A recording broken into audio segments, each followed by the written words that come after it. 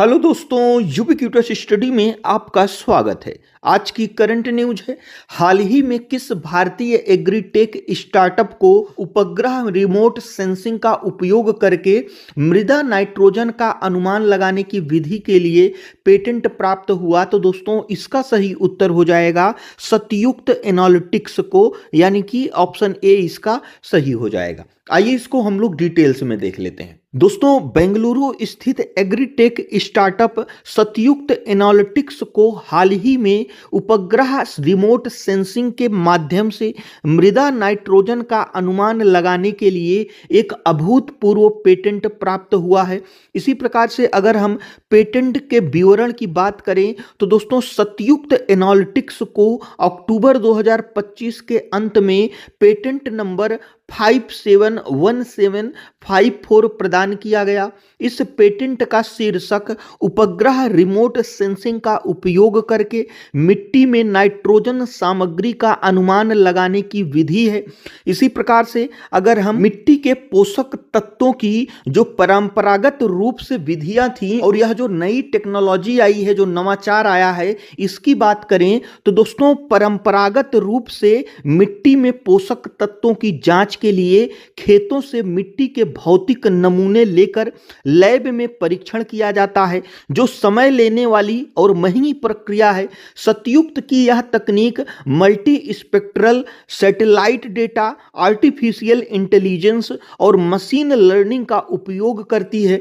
यह उपग्रह से प्राप्त संकेतों का विश्लेषण कर बिना जमीन छुए मिट्टी के नाइट्रोजन स्तर का सटीक अनुमान जो है लगा सकती है। यानी कि दोस्तों जो पहले परंपरागत तरीके से जो है मिट्टी के पोषक तत्वों की जानकारी ली जाती थी, उसके लिए खेत में जाना पड़ता था, वहां से मिट्टी लेनी पड़ती थी और दोस्तों लैब में जाकर उसका परीक्षण करवाना पड़ता था। इसमें समय की भी बर्बादी होती थी और इसी के साथ साथ जो है पैसा भी ज्यादा लगता था। जो यह नई तकनीक आई है, इसके द्वारा दोस्तों ना आपको खेत में जाने की जरूरत है, ना वहां से सैंपल ले जाके लैब में देने की जरूरत है। यह उपग्रह के जरिए ऊपर से ही जो है यह डिटेक्ट कर लेता है कि हमारी मिट्टी में नाइट्रोजन की मात्रा कितनी है। तो इस प्रकार से इसमें जो है समय भी बचता है और साथ में पैसा भी इसमें जो है कम लगता है। तो इस तकनीक से अगर हम कृषि पर प्रभाव की बात करें तो दोस्तों यह नवाचार प्रिसीजन एग्रीकल्चर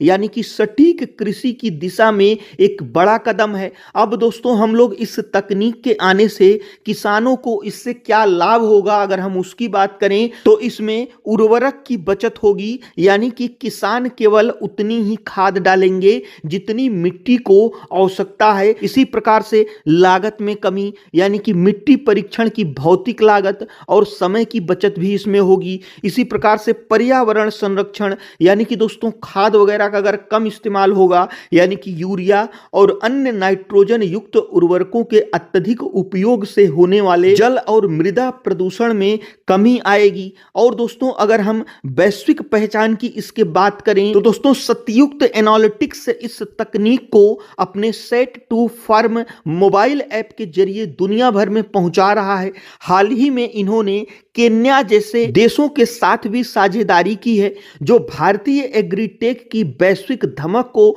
दर्शाता है। अब दोस्तों हम लोग पेटेंट के बारे में जान लेते हैं कि यह क्या होता है। तो दोस्तों पेटेंट की अगर हम बात करें तो यह कानूनी अधिकार है जो किसी नवाचार या आविष्कार के लिए सरकार द्वारा आविष्कारक को एक निश्चित अवधि, आमतौर पर 20 वर्ष के लिए दिया जाता है। इसके तहत अन्य कोई भी व्यक्ति आविष्कारक की अनुमति के बिना उस उत्पाद या तकनीक को बना, उपयोग या बेच नहीं सकता है। दोस्तों हम लोग पेटेंट को आसान भाषा में समझ लेते हैं। जैसे मान लीजिए आपने किसी भी चीज का जो है आविष्कार किया है या फिर कोई ऐसी तकनीक विकसित की है जो मानव इतिहास में अभी तक किसी के भी द्वारा जो है इस प्रकार का कोई भी चीज नहीं बनाया गया है, और जो चीज आप जिसका आविष्कार किए हैं वह दोस्तों मानव वृद्धि के लिए जो है बहुत ही अच्छा चीज है। तो इसके लिए दोस्तों सरकार जो है एक पेटेंट देती है। एक प्रकार से आप समझिए कि आपने जिस चीज का आविष्कार किया है उस पर दोस्तों आपका एक एकाधिकार देती है कि उस चीज को 20 वर्ष तक केवल आप ही उसको यूज कर सकते हैं और दूसरा भी कोई उसको ना यूज कर सकता है, ना उसको बना सकता है और ना कोई जो है उसको बेच सकता है। इसी प्रकार से दोस्तों हम लोग लिस्ट में देख सकते हैं, जैसे पेटेंट है तो पेटेंट होता है कि अगर आप किसी चीज का आविष्कार किए हैं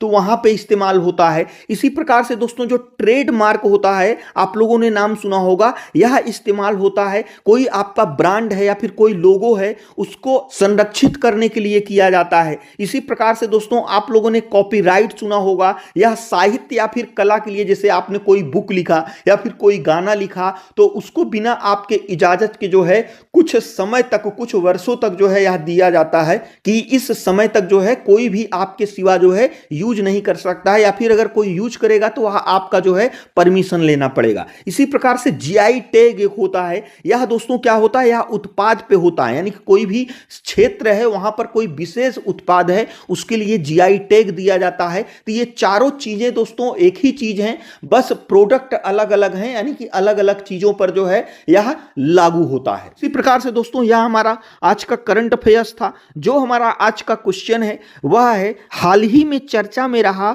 मुध न्योमा वायुसेना स्टेशन भारत के किस राज्य या केंद्र शासित प्रदेश में स्थित है? तो इसमें से कौन सा ऑप्शन सही है हमें कमेंट बॉक्स में जरूर बताइएगा। और दोस्तों यदि वीडियो यूजफुल लगा हो तो हमारे चैनल को जरूर सब्सक्राइब करिएगा। वीडियो देखने के लिए आपका बहुत बहुत धन्यवाद।